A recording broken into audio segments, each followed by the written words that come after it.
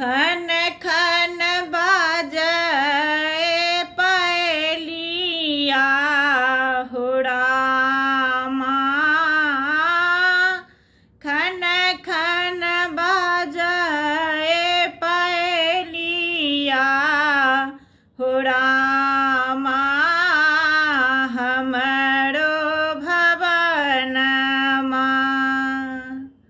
हमरो भवनमा रामा। हमरो भवनमा हमरो भवनमा रामा। हमरो भवनमा खन खन बाजे पायलिया हो रामा। हमरो भवनमा चैत महीना नवरात के दिनमा। चैत महीना नवरात के दिनमा। शीतला मैया एली मोर भवनमा हो रामा। शीतला मैया एली मोर भवनमा हो रामा। चैत महीनमा खन खन बाजे पायलिया हो रामा। हमरो भवनमा गाय गोबर सा हम अंगना निपाएब। गाय गोबर सा हम अंगना निपाएब। गहबर चिकन माटी हो रामा।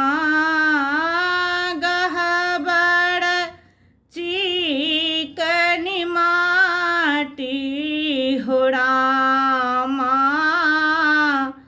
चैत महीनमा चैत महीनमा रामा। बेली फुलैया चैत महीनमा रामा। बेली फुलैया गम गम गम के अंगनमा हो रामा। गम गम गम के भवनमा हो रामा।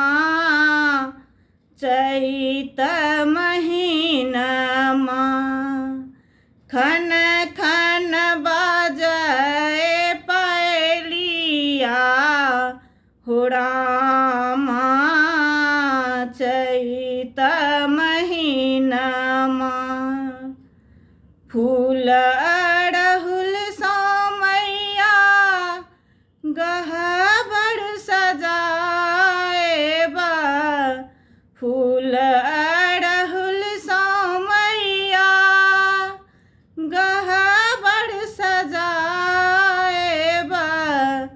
लट में सजाएब चंपा जूही हो रामा। लट में सजाएब चंपा जूही हो रामा। चैत महीनमा खन खन बाजे पायलिया हो रामा। चैत महीनमा नवो दिन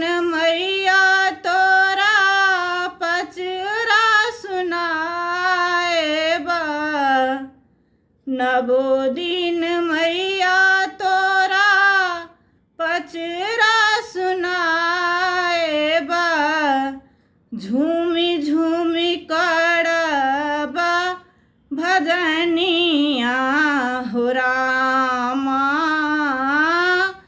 झूमी झूमी करबा भजनिया हो रामा चैत महीनामा नारियल चुंदरी मैया भेंट चढ़ाएबा